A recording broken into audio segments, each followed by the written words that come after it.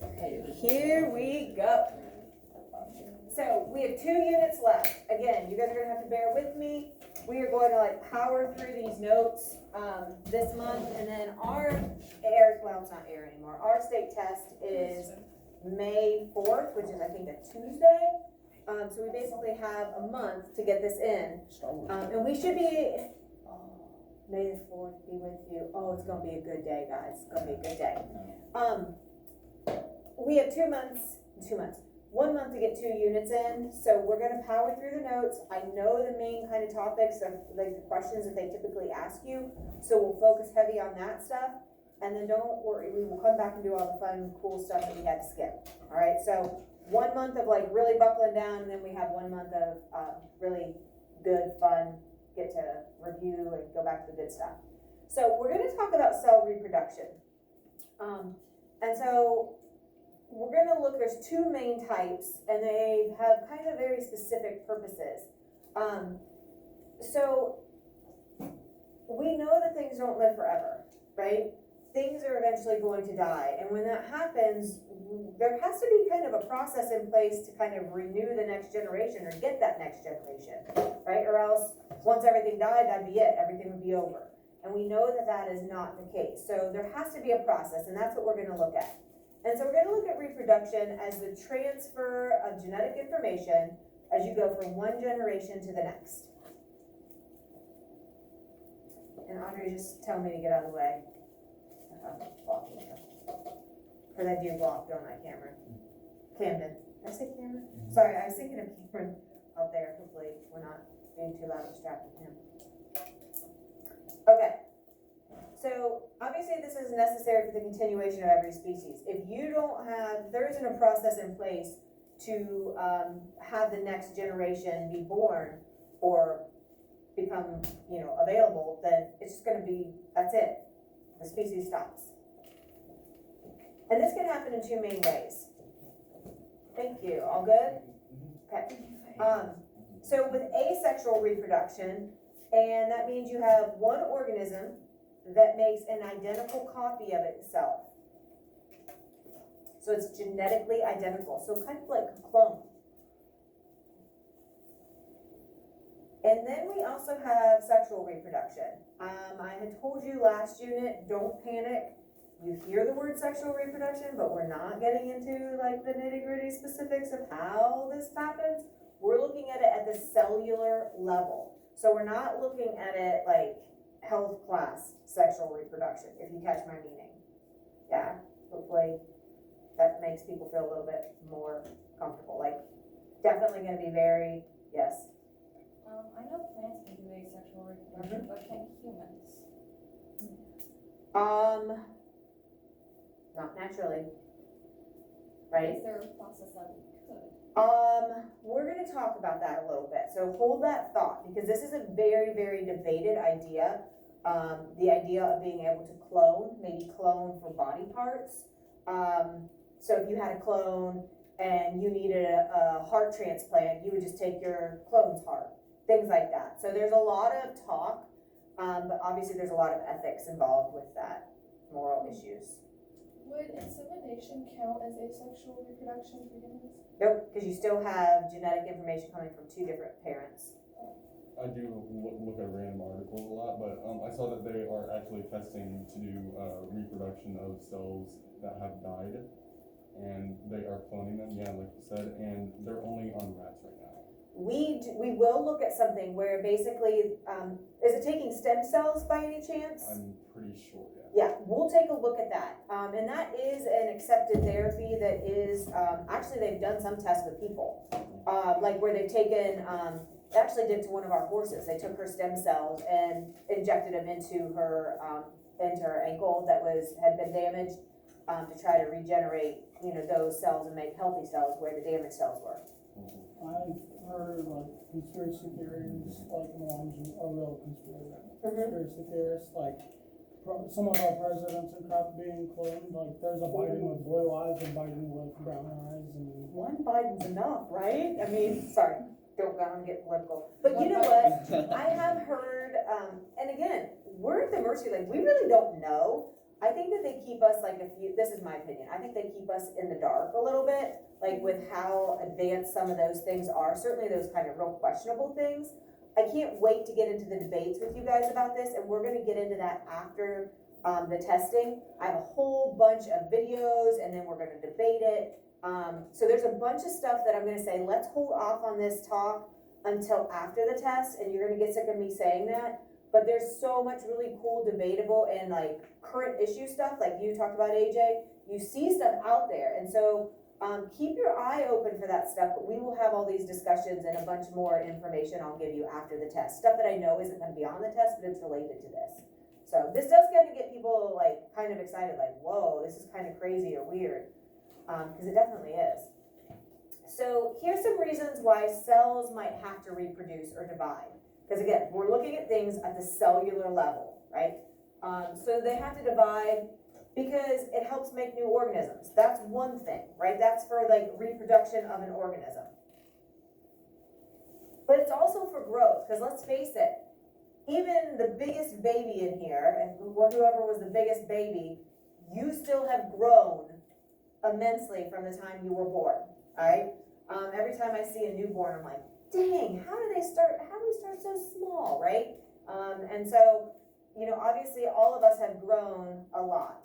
And a lot of you have actually even grown a lot just this year. You know, thinking back, you know, a lot of you have shot up a lot. Repair. Okay, so that's not the way the arm is supposed to look, right? If we didn't have the ability to produce new cells to fix the broken ones or the damaged ones, we would stay broken. A cut on our hand would stay a cut forever. A bruise, a burn, anything would stay that way forever, right? And that'd be crazy. Every little nick and cut you've ever had, you have forever. If we didn't have a way to repair those cells.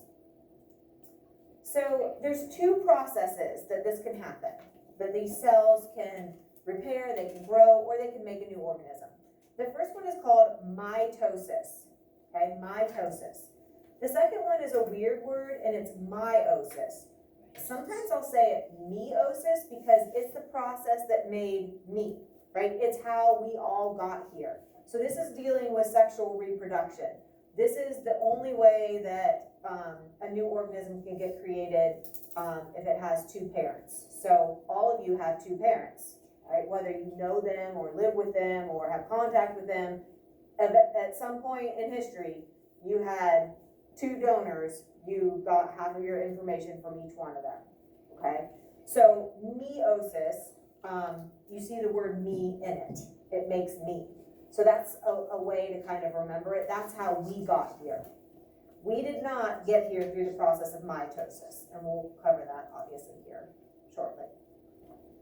So how does a cell even know how to divide? Well, there is an instruction manual, and it's called the DNA, deoxyribonucleic acid. And I'm sure you've heard of DNA, maybe like don't really understand like what it means or what it does, but you've probably heard it. Oh, you have similar DNA, or they did DNA testing on the suspect to see if it matched what was left, you know, at the crime scene or something like that. Is that how, like, let's say a scientist took DNA from a rabbit and then mixed it with chicken or something? Yeah, they can do genetic splicing. Yeah. And so again, we're getting so technically advanced that we can get pretty sci-fi, but in real, you know, we're doing it in reality. So yeah, if you've ever heard of GMO, genetically modified organisms, so like we do that a lot now with crops and plants. Like you have these beautiful lush tomatoes. They've been genetically modified to have all the characteristics that you want. Same thing with like a lot of fruits and things like that. So you'll see like on packaging, non-GMO, or it might say GMO. And that's what that means. That DNA has been altered to fit the exact characteristics that the company or the organization or whatever you want that product to be like. Okay, so we need to do a quick little background on DNA and what that means, where it's found, and that kind of thing. So with DNA, we know that every organism is made of cells. So we have cells that make organs, organs that make body systems that all combine to make an entire body. Okay, so cells are kind of getting down to the nitty gritty, the small part. And these cells, within the cells, there's actually even little, they call them organelles, so little tiny organs almost that have a certain function. In, I think, 6th grade, you probably talked about like the mitochondria, the nucleus, the endoplasmic reticulum. Any of that sound familiar? Like the parts of a cell, right? So those are like the tiny organs that help the cell function, just like we have organs, a heart, a stomach, lungs, that help us function as a whole organism. So here's the organism, here's the cell, and then within the cell we have the nucleus. This isn't exactly accurate, but I kind of think of the nucleus as the brain. It's kind of like the functioning center of the cell. And within the cell, or within the nucleus, we have these things called chromosomes. Okay, it looks kind of like this big X. And within the chromosomes is where you're going to find the DNA. All right, so we go from organisms to cell, to nucleus, to chromosome, and then finally into the DNA. We'll watch some videos tomorrow about how this all gets put together.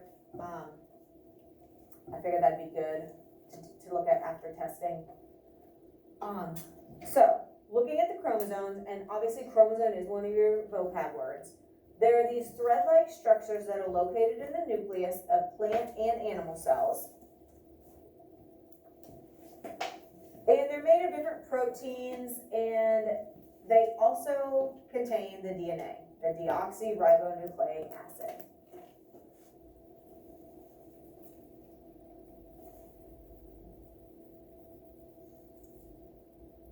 And so the DNA is what contains the instructions. It's like your, your instruction manual for us. How would you read it then? Huh? How do we read it? Yeah, how would you operate it? So there's actually, like, it's in the instructions that tell, like, certain cells do certain things, and so they only need to look at, like, a certain portion. So if you're a heart cell, you only follow heart cell instructions. If you are a liver cell, you only follow the liver cell instructions, that kind of thing. And we'll talk about kind of the specifics of that a little bit more. But cells are going to divide or reproduce using mitosis. So we're looking at mitosis right now, not meiosis, but mitosis, for a couple reasons. When we talk about body cells, we're talking about every cell in our body. So skin, hair, liver, kidney, lung, blood, all the cells in our body, except for the sex cells, right? Which would be either the sperm or the egg, depending on if you're a boy or a girl. All right, so every single cell. We call the sex cells gametes. So just kind of generically, whether, you're a boy or girl, you would have gametes, right? Either the sperm or the egg, depending. So anything else would be considered a body cell. And so body cells will use mitosis to help grow, right, get bigger, to help repair cells that have been damaged or destroyed. They could be worn out. They just kind of reach their natural life cycle. Because a cell isn't going to last forever. So, the cells that you started out with as an infant aren't all the same cells that you have today.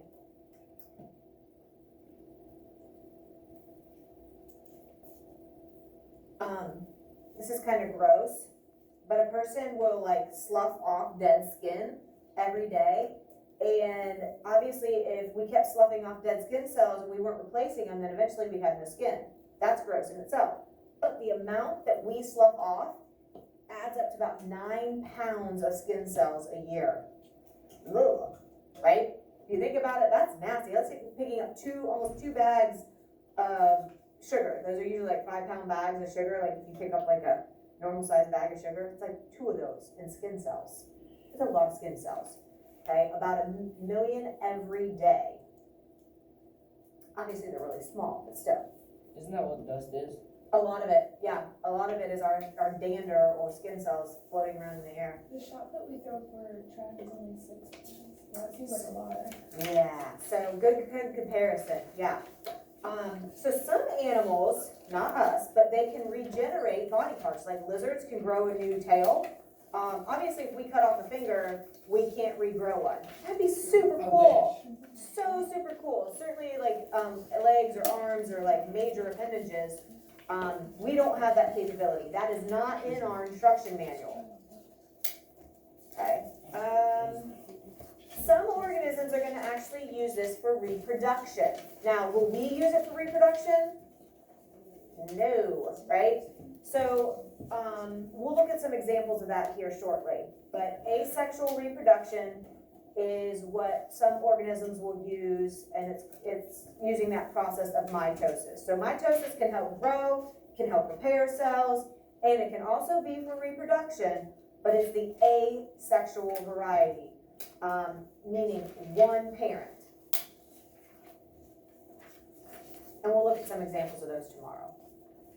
So the nucleus is going to divide to form two genetically identical nuclei.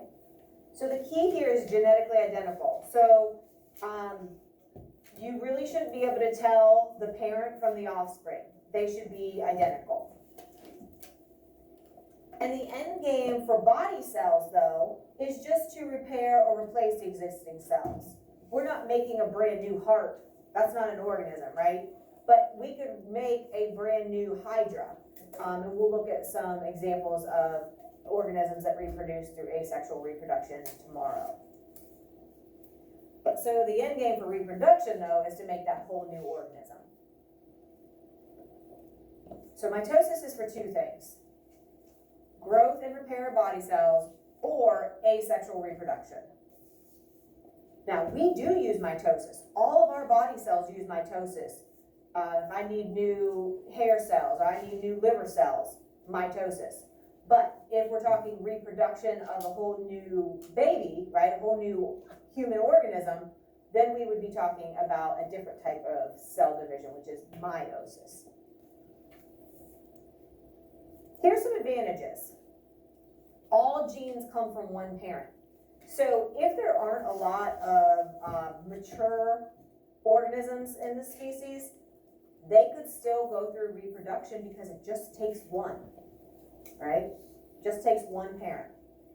This accounts for genetic continuity. And what that means is if you have a healthy parent, the offspring should be healthy. Kind of makes sense. If the adult parent fits well in the environment, shouldn't an identical offspring also fit well in the environment?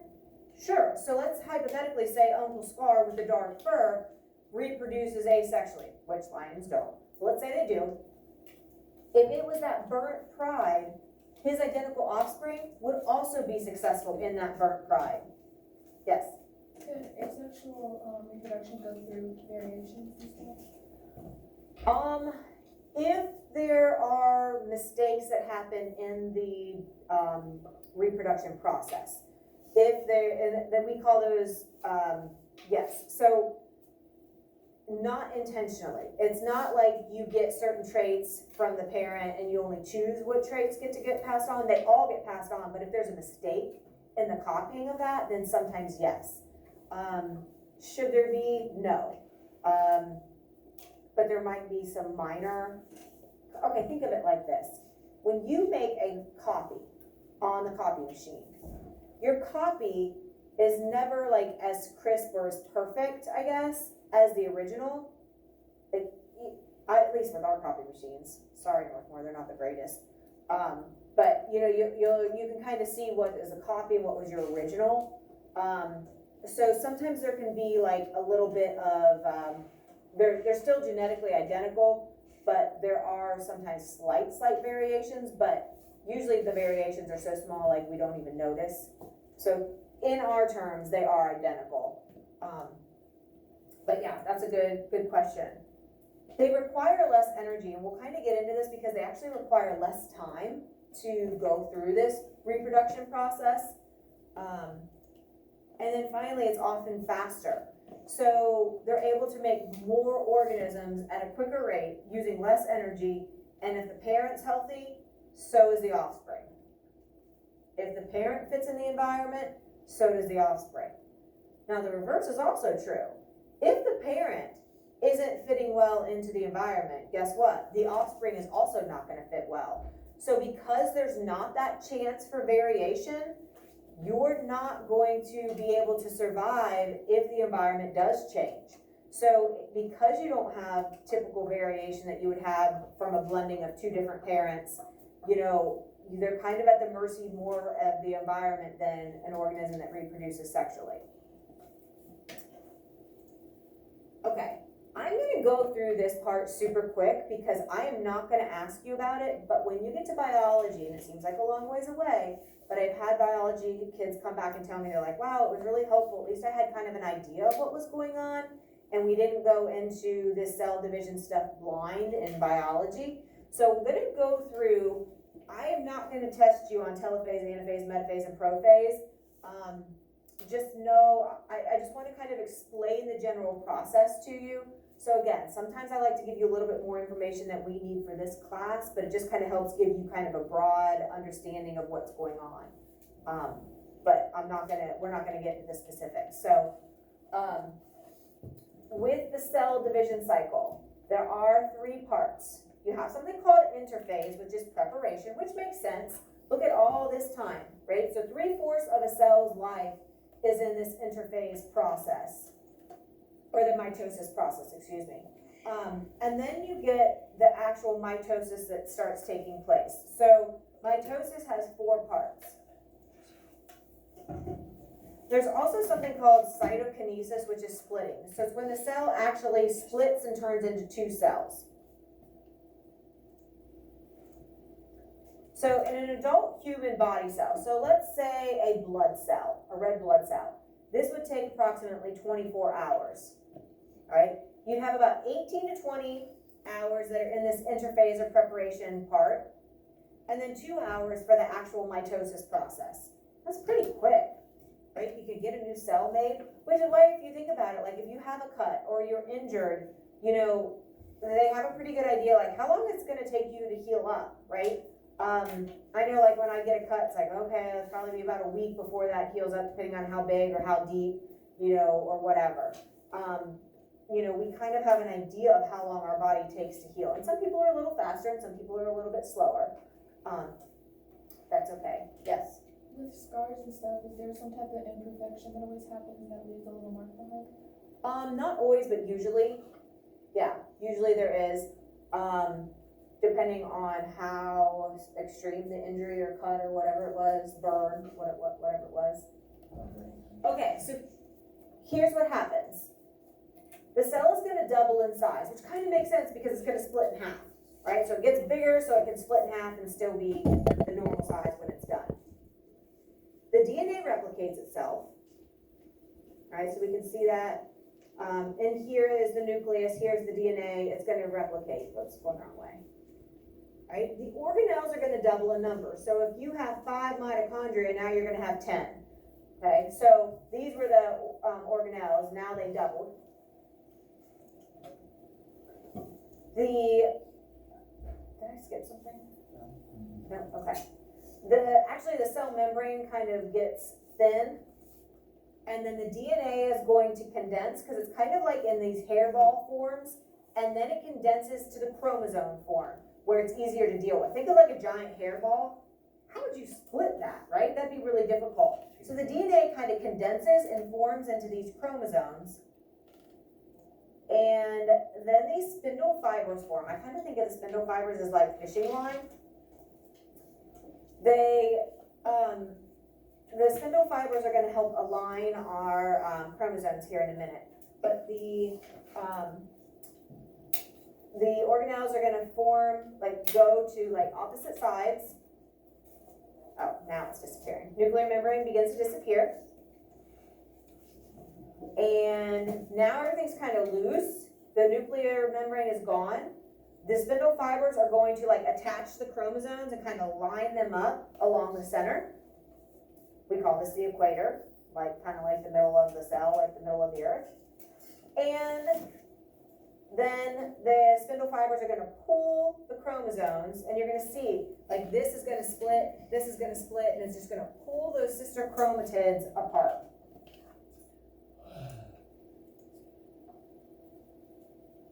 and now everything's gonna start to kind of go back together. Cytokinesis is gonna happen as the nuclear membranes start to form around each new cluster. The chromosomes unwind again. Cytokinesis is the splitting or the pinching of the plasma, which is kind of like, cytoplasm is kind of like the water of the pool. So this whole thing's the pool, the cytoplasm is the pool, yes. When the thing separates and the cells separate, is that why sometimes twins are born congenital? Sometimes. If we were talking meiosis, but yes. And so cytokinesis is gonna split that cell and it shows it, and then you end up with two separate cells. Okay? Yep, so we are just about out of time. Oh, there we are. We'll pick up there tomorrow.